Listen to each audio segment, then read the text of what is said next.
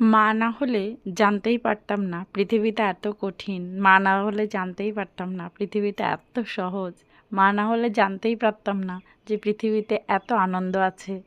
মা না হলে জানতেই পারতাম না যে সন্তানের জন্য চিন্তা কী।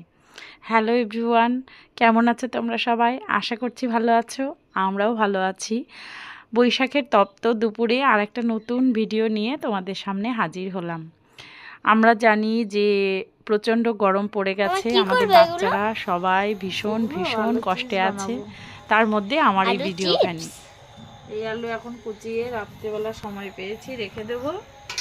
সেইটা সকালবেলা বয়েল করব, সেইটাকে আবার রোদ্রে শুকাবো। এখন চৈত্র মাসে হেভি রোদ উঠেছে না, এইবার সেইটাকেই পরে তেল দিয়ে ভেজে দেবো।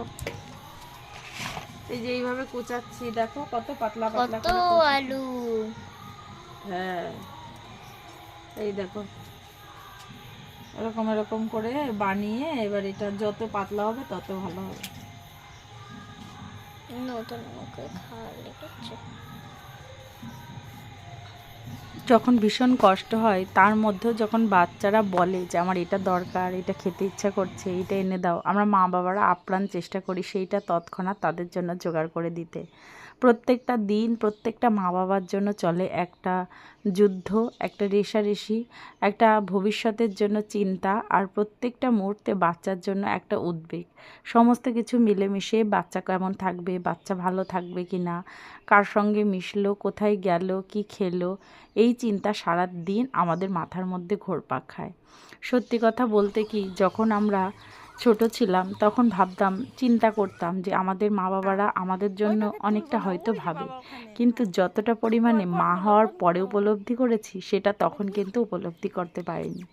এখন প্রত্যেকটা দিন খুব উদ্বেগে কাটে। আর সত্যি কথা, এখন দুটো বাচ্চা হওয়ার পরে যে কঠিন পরিশ্রমটা এখন হয়, তখন একটা বাচ্চা হওয়ার পরেও সেই পরিশ্রমটা ছিল, কিন্তু তখন এতটা পরিমাণেও কষ্ট হয়নি। প্রত্যেকটা বাচ্চা, দ্বিতীয় বাচ্চা যখন আসে সবার জীবনে, আসলে সেই সময়টায় মানুষ যেন অতি ব্যস্ত হয়ে যায়। সবাই আমার সঙ্গে কথাটা মিলিয়ে দেখতে পারো, দ্বিতীয় বাচ্চা বা তৃতীয় বাচ্চা যখন আমাদের আসে তখন আমরা যেন অতি ব্যস্ত হয়ে যাই। প্রথম বাচ্চা আমাদের জীবনে ফুরসতের মধ্যে আসে, কিন্তু দ্বিতীয় বাচ্চা আসে আমাদের ব্যস্ততার জীবনে। প্রত্যেকটা মানুষের দ্বিতীয় বাচ্চা যেন তাড়াহুড়োর মধ্য দিয়ে কিভাবে যেন অতি তাড়াতাড়ি বড় হয়ে যায়। আজ সেই জন্য হয়তো সেকেন্ড বাচ্চা বা শেষ বাচ্চার প্রতি সব বাবা মাদের এই কারণেই হয়তো একটু টানটা বেশি থাকে, যে জানি না আমার এই ব্যস্ততার মধ্যে কবে তুই বড় হয়ে গেলি। কতটা ব্যস্ত থাকি রান্না বান্না, খাওয়া দাওয়া, বড় সন্তানের প্রতি যত্ন আদর ভালোবাসা নিতে নিতে। তারপরে আমার মতো যদি হয় কর্মময় মা, তাহলে তো কথাই নেই। সকালবেলা থেকে যতটুকু সময় বাড়িতে থাকা হয় তার মধ্যে এতটা পরিমাণেই দুটো বাচ্চার জন্য এই টিফিন তৈরি, খাবার দাবার, রান্না বান্না সমস্ত কিছু সামলে তারপরে নিজের কর্মস্থলে বের হওয়া। বাচ্চার জন্য চিন্তা সব সময় মাথার মধ্যে চলে, সেই সঙ্গে আরেকটা চিন্তা চলে যে কখন আমি বাড়ি থেকে মানে আমার গন্তব্যস্থলেও আমাকে সঠিক সময়ে পৌঁছাতে হবে। তার মধ্যে দিয়ে ছোট বাচ্চাগুলো বড় হয়ে গেল, বড় বাচ্চাগুলোও বড় হয়ে গেল। বড় বাচ্চার বেলায় যে উৎকণ্ঠাটা থাকে সেকেন্ড বাচ্চাটার প্রতি, সেই উৎকণ্ঠাটা হয়তো অতটা কাজ করে না। আমার সঙ্গে হয়তো সবাই একমত নাও হতে পারে।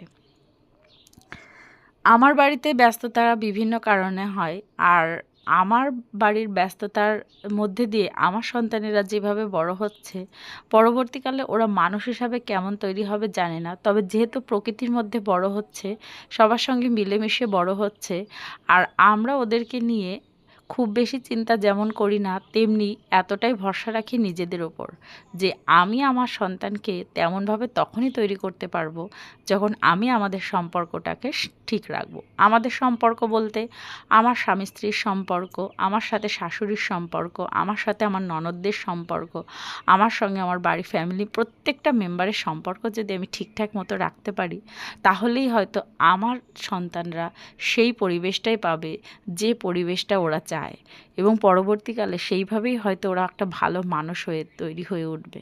পরীক্ষায় ভালো নাম্বার নিয়ে আসছে না, পরীক্ষায় হয়তো ঠিকঠাক না মার্কস পাচ্ছে না, এটা কোনো বাচ্চার সঠিক মাপকাঠি হতে পারে না বড় হওয়ার পেছনে। সবচাইতে বড় দরকার হচ্ছে একটা ভালো মানুষের মন, আর সেটা তৈরি হয় অবশ্যই বাবা মাদের দেখে। বাবা মাই হলো ওদের আসল মূলধন জীবনে বড় হওয়ার। তো প্রত্যেকদিন প্রত্যেকটা বাচ্চাকে দেখি, যেহেতু আমার বাচ্চা নিয়ে কারবার, আমি প্রত্যেকটা বাচ্চাকে দেখি আর সেইভাবে রিয়েলাইজ করি যে বাচ্চা ঠিক সেই আদলেই তৈরি হচ্ছে যেভাবে তার মা বাবারা চান। আমরা মনের অজান্তেও হয়তো অনেক সময় অনেক ত্রুটি বিচ্যুতি করে ফেলি, কিন্তু তারপরেও আমাদের আদলগুলো নিয়েই কিন্তু ওরা বড় হয়।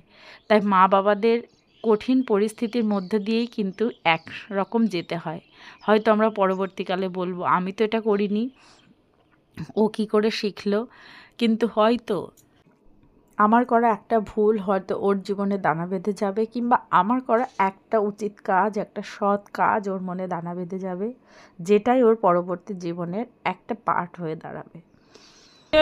সেই জন্য সর্বদা সচেষ্ট থাকা দরকার। মা বাবা হয়েছে যতক্ষণ সব সময় চিন্তায় কাটাতে হবে এমনটা নয়, তবে সব সময় নিজেদেরকে সঠিক রাখতে হবে যে সেই পদ্ধতিটাকে, যে আমার সম্পর্কটা যেন, আমার চরিত্রটা যেন, আর আমার ভালোবাসাটাই যেন, আর আমার স্নেহ মমতা এগুলো যেন সব কিছু পারফেক্ট হয়, যাতে আমি সমাজে নিজের মাথাটা উঁচু রাখতে পারি, সেই সঙ্গে আমার সন্তানদেরও।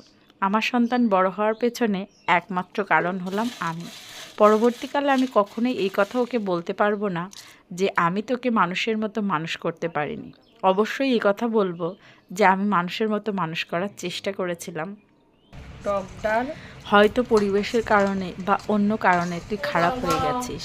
তবে একটা কথা মাথায় আমাদের রাখাটা দরকার, যখন আমি দেখব যে আমি যেভাবে ওকে বড় করছি তার চাইতে বড় কথা আমি কিভাবে আমার নিজের লাইফটাকে লিড করছি, ও সেই আদর্শেই কিন্তু পরবর্তীকালে বড় হবেই।